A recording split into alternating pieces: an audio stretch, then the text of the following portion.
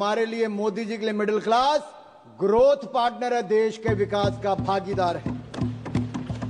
इनके समय tax terrorism था, टैक्स कलेक्शन, उस पर प्रेशर बनाया जाता था। हमारे समय टैक्स में राहत दी जाती है और साथ ही साथ टैक्स कलेक्शन बढ़ाकर भी दिया जाता है। One nation one tax, GST लाने का किसी में दम था तो प्रधानमंत्री नरेंद्र मोदी जी लेकर आए। आज रिकॉर्ड जीएसटी कलेक्शन है साहब, 1,75,000 करोड़ रुपया औसतन हर महीने का टैक्स कलेक्शन है। उसका सबसे बड़ा लाभ राज्य की सरकारों को मिल रहा है। और ये बजट केवल जीडीपी का आंकड़ा नहीं, या मैं कहूं जीडीपी का नहीं, जो ग्रॉस डोमेस्टिक प्रोडक्ट आप कहते हैं वो नहीं, ये जीडीपी हमारे लिए है गरीब, देशभक्ति और प्रगति। जीडीपी गरीब, देशभक्ति और प्रगति इनके लिए है। मिडिल क्लास का पैसा अब कांग्रेस के खाते भरने के लिए नहीं, मिडिल क्लास के अपने खाते में जाएगा, क्योंकि मिडिल क्लास के भाई और बहनों अब आपको 12 लाख तक कोई टैक्स नहीं देना पड़ेगा, आपको टैक्स मुक्त कर दिया जाएगा। राहुल जी जीरो चेक कर लीजिए, 1 जीरो और भी है। अच्छा सुप्रिया जी नहीं दिखाता, चलो सुप्रिया जी ने कहा मैं नहीं दिखाता। ये कांग्रेस की सीटों की बात नहीं है, मैंने छोड़ दिया सुप्रिया जी। सुप्रिया जी वो रेफरेंस, सुप्रिया जी अगर आपको लगता है कि हमने मध्यम वर्ग के लिए 0% टैक्स किया है 12 लाख तक, अगर आपको लगता है दर्द हुआ है, आपको इससे खुशी नहीं है, तो आपकी खुशी से ज्यादा हमें देश के करोड़ों मध्य वर्ग के चेहरे पे खुशी दिखती है, क्योंकि ये देश के विकास में एक बड़ा योगदान देने वाली। ये जीरो गिनने की बात आप उनको मत एड्रेस करिए, आप इधर एड्रेस। माननीय सभापति जी, ये जीरो चेक करने की बात मैंने राहुल गांधी जी से की, और वो आपने रेफरेंस दिया है, और मैंने रेफरेंस दिया है, और मैं आप सबके सामने पूछ, माननीय सभापति जी, सन 2014 के लोकसभा चुनाव दिल्ली की जनता ने कांग्रेस को कितनी सीटें दी? 0। 2015 के विधानसभा में कांग्रेस को कितनी सीटें दी? 0। 2019 के लोकसभा में कितनी सीटें दी? 0। 2020 के विधानसभा में कितनी सीटें दी? 0। 2024 के लोकसभा में कितनी सीटें दी? 0। 2025 के विधानसभा में कितनी सीटें दी? 0। अगर ये जीरो का रिकॉर्ड बनाने का काम किसी ने किया है तो राहुल जी के नेतृत्व में कांग्रेस पार्टी ने किया है। आप नहीं, nothing will go on record, nothing will go on record.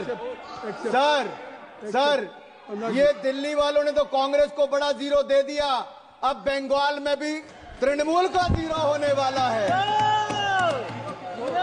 Kindly address to the chair, nothing will go on the record except Anurag Thakur ji. Please you address.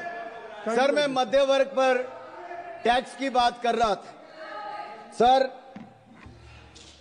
मेरा तो उस समय जन्म भी नहीं हुआ था, लेकिन 28 फरवरी 1970, सर मैं जून 1975 की बात नहीं कर रहा जब इंदिरा जी ने इमरजेंसी लगाई थी, मैं 28 फरवरी 1970 की बात करता हूं, जब इंदिरा गांधी जी ने बड़ी निर्ममता के साथ इस देश के सामने मिडिल क्लास पर टैक्स लगाने की घोषणा की थी। और मैं एक टेप लाया हूं, मैं सुना दूं आपके सामने, इंदिरा जी का भाषण सुनाऊं थोड़ा सा? क्या कहा? नहीं जमा कर दीजिए, नहीं जमा कर, आप जमा कर दीजिए। नहीं, इनमें से बहुत सारे नहीं, आप सर इंदिरा जी ने आप नहीं सर ये कांग्रेस पार्टी, कहां मैं इजाजत दे रहा हूं, आप बढ़िए। सर कांग्रेस चाहती है कि इंदिरा जी की टेप ना चले, नियम कहता है कि ना चले, लेकिन मैं आंकड़ा जरूर बताना चाहता हूं कि कैसे इंदिरा जी ने एक और तो इमरजेंसी लगाकर काला अध्याय दिया, लेकिन दूसरा 28 फरवरी 1970 को सरकार के टैक्स स्ट्रक्चर को देख लीजिए, जहां पर कमाई करने वाले जिनको दिन रात मेहनत करते थे उनको डायरेक्ट टैक्स 97.5% लगा दिया गया था, 97.5% टैक्स लगा दिया था। और सर मैं सुप्रिया जी से पूछना चाहता हूं, मनीष तिवारी जी और अन्य विपक्ष के नेताओं से पूछना चाहता हूं, उस समय का 97.5% टैक्स ठीक था या आज नरेंद्र मोदी जी की सरकार में जीरो टैक्स ठीक है? उस समय 5,000 के बाद इतना टैक्स लग जाता था।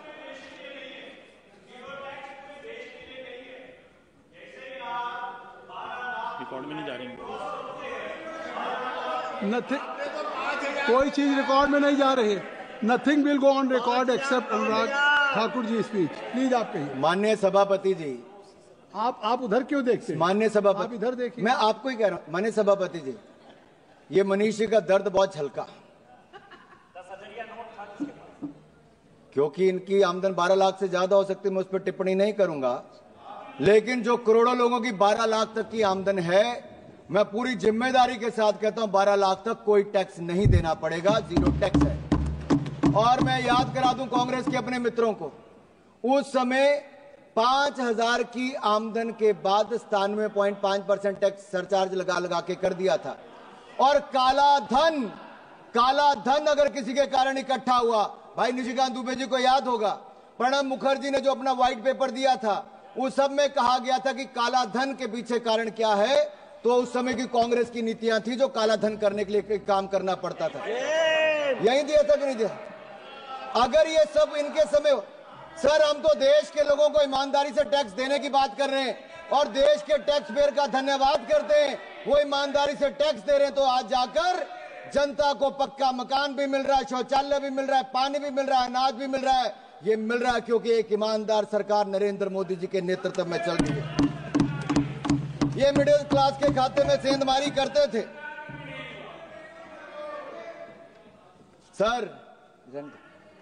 सर लीडर ऑफ ऑपोजिशन है नहीं, शायद वो आलोपित हो गए हैं, मैं इस पे नहीं कहूंगा। सर वो बार बार सर बैठे बैठे मत टिप्पणी करिए जावेद साहब।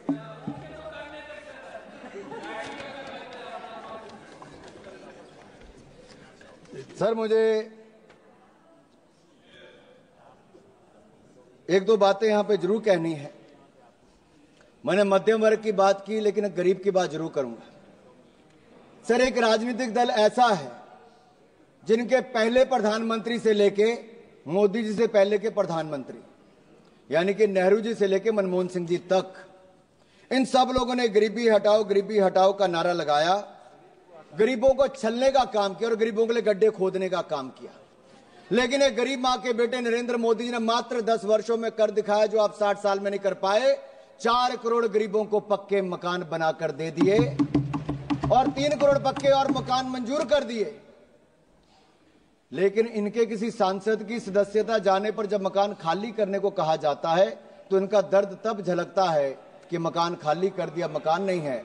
आप सोचो 70 साल तक वो लोग कितने अपने मकान को छोड़ना पड़ता था, और मोदी जी ने तो 25 करोड़ गरीबों को मल्टी डिमेंशनल पॉवर्टी लाइन से बाहर निकाला है। ये अपने आप में दुनिया कहती है कि क्या शानदार काम नरेंद्र मोदी।